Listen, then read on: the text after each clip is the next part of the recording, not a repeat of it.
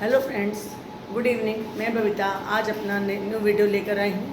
एक चीज़ देख रही हूँ कि मेरे जो साइकोलॉजिकल वीडियोज़ हैं वो स्टूडेंट्स को बहुत ज़्यादा पसंद आ रहे हैं और मुझे कमेंट में भी लिखा गया है और वैसे भी फ़ोन मैसेजेस के थ्रू भी पता चल रहा है कि जो भी मैं अदर देन एजुकेशनल वीडियोज़ जो भी मैं साइकोलॉजिकल वीडियोज़ डालती हूँ वो आज की पीढ़ी को, आज के स्टूडेंट को थोड़ा ज़्यादा पसंद आ रहे हैं। तो आज मैं उसी संदर्भ में जो आज का वीडियो लेकर आई हूँ उसका मेरा जो सार है वो तो अब आप समझ ही जाएंगे, but the heading is everything happens for a better. मतलब जो कुछ भी होता है वो ये कहा जाता है वो आपके अच्छे के लिए होता है। आप लोगों ने बहुत सुना होगा अपने पेरेंट्स से, अपने बड़ों से कि जो होता है वो अच्छे के लिए होता है। ईश्वर जो करता है वो आपके अच्छे के लिए करता है। उस टाइम आप नहीं समझ पाते हैं लेकिन वो होता आपके अच्छे के लिए। अब एक एक करके इस बात को समझते हैं। जैसे कि मैं बुद्धा की टीचिंग्स को लाती हूँ, कोई ना कोई घटना को लाती हूँ, ऐसे ही मैं आज भी आपको एक पहले घटना बताऊंगी, फिर उसके बाद आप खुद भी जजमेंट करेंगे। कमेंट बॉक्स में मुझे बताइएगा कैसे लगी आपको ये आज की मेरी वीडियो और जो मैं आज कह रही हूँ उससे आप कितना सहमत है। मैं ये चाहती हूँ कि थोड़ा बहुत मेरे से आप लोग मेरी वीडियोस के बारे में बताएं भी कि आपको उनसे क्या शिक्षा मिलती है और कहाँ तक आपको। कुछ लोग मुझे बताते हैं पर मैं चाहती हूँ कि थोड़ा ज़्यादा संख्या में लोग बताएं कि वीडियोस आपको कहाँ तक हेल्प करती हैं। तो आज की जो मेरी कहानी है वो इस तरह से कि एक गांव था। उस गांव में एक बड़ा ही आलसी व्यक्ति रहता था। उसको ये लगता था कि भाई कुछ भी नहीं करना, दिन भर निठल्ले बैठे रहना और खाने को कुछ मिल गया तो ठीक, नहीं मिल गया तो ठीक। तो एक दिन ऐसे ही वो बैठा हुआ था, उसे बहुत ज़्यादा ज़ोर से भूख लग रही थी। तो वो उसने थोड़ा सा उठा और उठकर वो एक बाग में चला जाता है। उस बाग में बड़े सुंदर सुंदर से पेड़ थे, कहीं आम लग रहा था, आम का बाग था, लेकिन उसमें एक तरफ में बहुत सारे फल भी रखे हुए थे। तो उसको आम लगे हुए देखकर लालच आ गया, वो आम के पेड़ पर चढ़ गया। और जैसे वो आम के पेड़ पर चढ़ता है, आम तोड़ने ही वाला होता है कि बाग का मालिक आ जाता है और मालिक उसे देखकर बहुत ज़्यादा गुस्सा हो जाता है कि वैसे भी सब उसको जानते थे कि वो निठल्ला आदमी ऐसे पड़ा रहता है। तो उसने कहा नीचे उतरो, नीचे उतरो। तो उसने वो नीचे नहीं उतरा और ऊपर चढ़ने लगा। तो उसने कहा नहीं नीचे। तो वो एक बड़ा सा डंडा लेकर आया उसको मारने के लिए कि डंडे से उसको उतारूंगा और उसको नीचे उतारूंगा। तो जैसे वो डंडा लेके आया तो डर के मारे वो कूद गया, दूसरी तरफ कूद गया। तो उसके पैर में हल्की सी चोट भी लग गई, लेकिन वो कूद गया और कूद कर वो छिपता छिपाता वहाँ से एक जंगल में जाके छिप गया कि कहीं वो डंडे से उसको मारने दोबारा ना आ जाए। तो जब वो जंगल से मैं जा रहा था तो उसने देखा कि वहाँ तो कुछ भी उसे खाने को नहीं मिल रहा। तो अभी वो जंगल में जा ही रहा था कि उसे बहुत जानवर दिखाई देने लग गए। शाम का भी टाइम हो रहा था, वो डर गया। तो वो ऐसे ही एक उसे दूर से शेर की आवाज़ सुनाई दी तो वो डर गया कि हाँ तो आसपास कहीं शेर है। तो वो पेड़ पर चढ़ गया और अपनी जान बचाने के लिए पेड़ पर चढ़ गया। जब पेड़ की छिपा हुआ था, पेड़ पर चढ़ा हुआ था, तो उसने क्या देखा कि वहाँ पर एक लोमड़ी है जो कि पैर से लंगड़ा रही है और वो धीरे धीरे धीरे धीरे चलती हुई जा रही है। और शेर की आवाज़ सुनकर सारे ही जानवर इधर उधर हो गए थे, लेकिन लोमड़ी धीरे धीरे चल रही थी। तो उसको तब तो समझ में नहीं आया कि भाई ये लोमड़ी क्यों नहीं भाग रही है, लेकिन और थोड़ी सी घायल भी है, धीरे धीरे चल रही है। लेकिन थोड़ी देर बाद वो क्या देखता है, उसकी अपनी आँखें दोबारा मलता है और अपने आप को भरोसा नहीं होता कि वो लोमड़ी के पास वो शेर आता है और अपने जो उसके मुंह में एक मांस का टुकड़ा था वो लोमड़ी के पास डालकर वो वहाँ से चला जाता है ना। थोड़ी सी कुछ अलग सी बात, लेकिन ऐसा हुआ था जैसा कि कहा गया, जैसा कि कहानी में है। तो वो लोमड़ी उसको बैठ के आराम से खाती है और शेर चला जाता है। तो वो सोचता है कि ये क्या हुआ। तो लेकिन उसने कहा कि देखो, ईश्वर के पास हर इंसान हर जानवर के लिए कोई ना कोई योजना होती है। ये लोमड़ी अपना शिकार खुद नहीं कर सकती तो शेर इसको लाकर ये शिकार दे रहा है और ये खा रहा है इसको, तो मेरे लिए भी कोई ना कोई योजना होगी। और वो वहाँ से फिर चला जाता है और आकर वो बाहर जो सड़क थी, गाँव जंगल से बाहर सड़क थी, वहाँ आकर एक जगह बैठ जाता है कि अब देखता हूँ कि मेरे लिए किस ईश्वर के पास क्या योजना है और जो है मैं आराम से बैठ कर खाता हूँ, देखता हूँ। पूरा दोपहर बीत गई, शाम बीत गई, अगला दिन बीत गया, अगली शाम हो गई, उसके पास कोई नहीं आया, किसी ने उसको खाना नहीं दिया और उसको अब तो बहुत ज़ोर से भूख लग रही थी और बिल्कुल रोने कोई हो गया, बिल्कुल ही बैठ गया। तभी वो देखता है कि एक बुजुर्ग आदमी एक बैग सा लेकर, सब डंडे से लेकर वहाँ से चलता हुआ आ रहा है। तो वो बिल्कुल उसे एकदम रोने ही लगा, गिड़गिड़ाने लगा कि आपके पास क्या कुछ खाने को है, मुझे दीजिए, मैंने 2 दिन से कुछ भी नहीं खाया है और मैं तो यहाँ बैठा हुआ था, इंतज़ार कर रहा था कि कोई मुझे कुछ खाने को। तो बुजुर्ग व्यक्ति को उस पर थोड़ा तरस आता है, उनके पास जो भी अपना खाना पीना था वो उसको दे देते हैं और फिर उसके पास बैठ जाते हैं। तो बैठ के जब वो खा लेता है, तृप्त हो जाता है, तो वो कहता है कि जी मुझे आप बड़े हैं, सयाने हैं, मुझे आप एक बात बताइए कि पूरी वो वाली कहानी सुनाता है, लोमड़ी और शेर वाली और बाग वाली है, आम वाली, कि भाई मैं वहाँ आम खा रहा था, वहाँ उसने मुझे खाने नहीं दिया। जब मैं जंगल में आया तो लोमड़ी को शेर ने खाने को दिया। तो मेरे लिए ईश्वर के पास कोई योजना क्यों नहीं है? मैं तो यहाँ इतनी देर से बैठा भूखा बैठा हुआ हूँ, मेरे को तो ईश्वर ने खाना दिया नहीं और लोमड़ी को खाना दिया। तो वो वृद्ध व्यक्ति थोड़ी देर चुप रहता है, फिर हंसता है, फिर उसको बोलता है क्योंकि ईश्वर के पास सबके लिए योजना है। उसने लोमड़ी को खाना इसलिए दिया क्योंकि लोमड़ी घायल थी, कमज़ोर थी। ईश्वर आपको शेर बनाना चाहता है, ना कि लोमड़ी। तो आप शेर की तरह से बनिए, आप इस तरह से बनिए कि आप किसी को खाना दे सकें। आप इस तरह, अगर आप मजबूत हैं, अगर आपके अंदर कोई प्रॉब्लम है, कोई शक्तिहीन है, कोई विकार है, नहीं कर सकते हैं, तो अलग बात हो जाती है।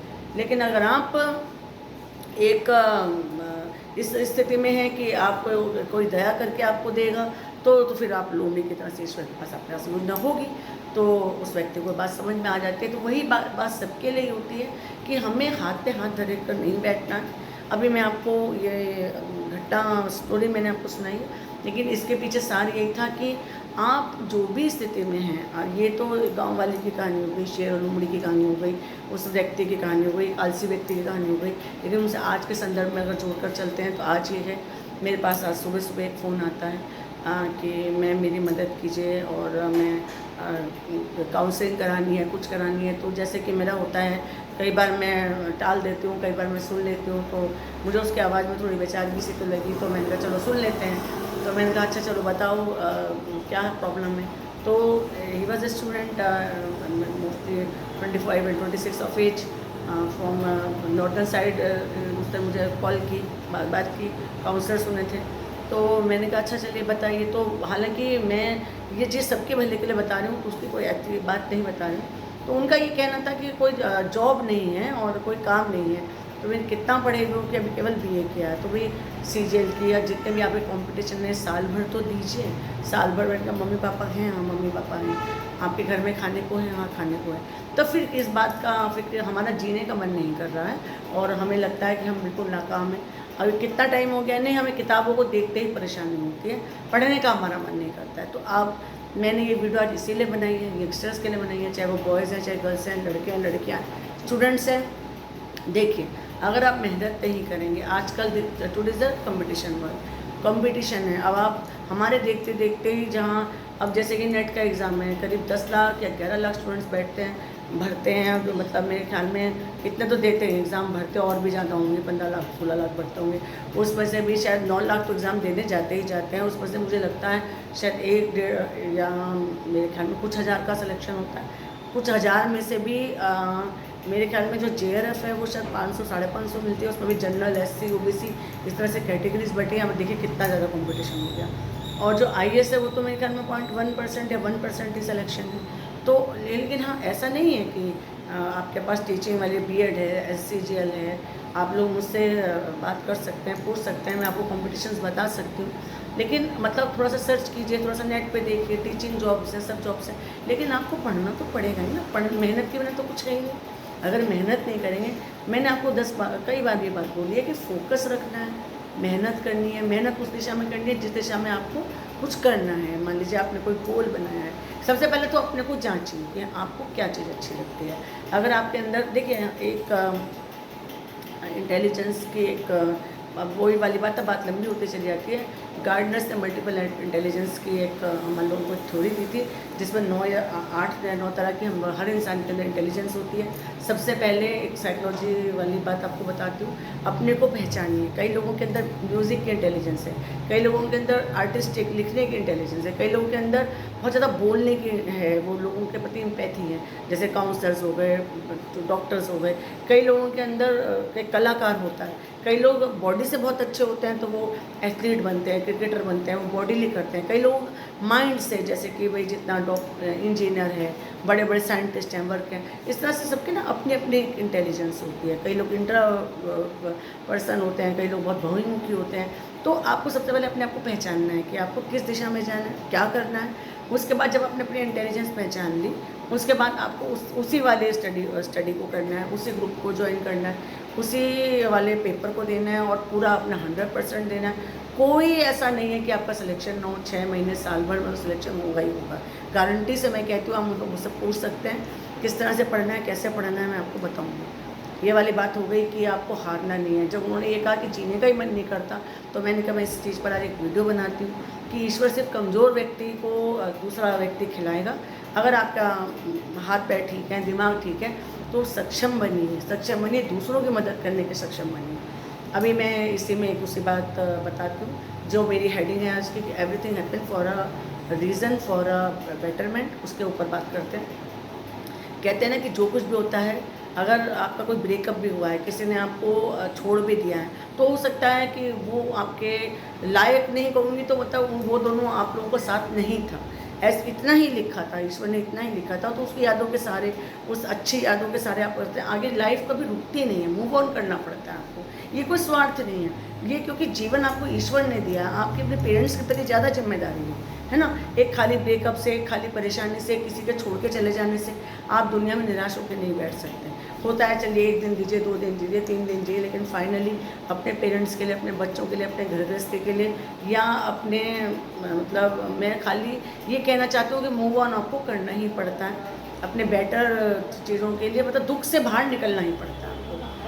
अब मैं आपको मेन बात बता रही हूँ कि जो बात मैं फिर से कहूँगी कि अच्छे के लिए क्या होता है। फिर एक कहानी सुनाती हूँ। एक राजा था, उसका बहुत अच्छा एक मंत्री था, दोनों करीब करीब साथ रहते थे। राजा को उस मंत्री पे बहुत ज़्यादा भरोसा था।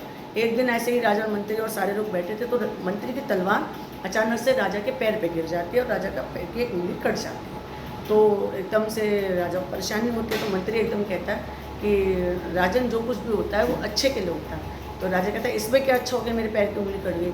फ़ौरन से उसे गिरफ्तारी का आदेश देता है कि इसको फ़ौरन, जबकि वो उसका बहुत खास मंत्री था, उनकी फ़ौरन से इसको जेल करा दी जाए। तो उनको जेल करा देते हैं। उसके बाद क्या होता है, राजा फिर उसको जेल करा के भूल जाता है, वो तो मंत्री जी जेल में चले जाते हैं।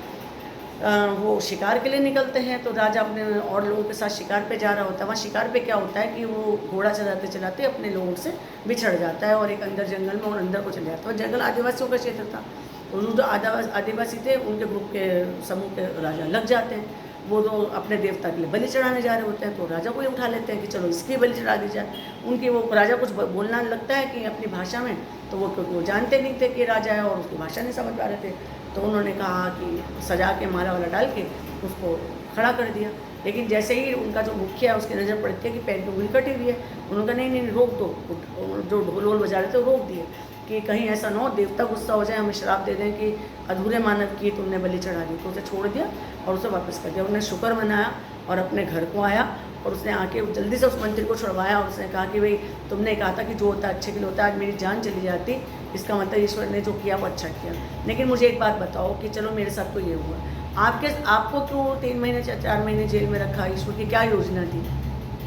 उसने कहा सुनिए राजा जी, अगर मैं जेल में नहीं होता तो क्योंकि मैं हर वक्त आपके साथ साए में चलता था, तो आप तो बच जाते और हो सकता है वो मुझे मेरी फांसी हो जाती है, मुझे वो कर देते, उस तरह से मेरी हत्या हो जाती। तो राजा ने कहा ये बात तो सही है। तो आज मैं ये वाली बात आपको लेकर आई हूँ कि जो कुछ भी होता है ईश्वर की योजना अनुसार होता है। इस दुनिया में पत्ता भी ईश्वर की मर्जी के बिना नहीं होता है। आप लोग कहते हैं कि आप कर रहे हैं, लेकिन करता कोई और है।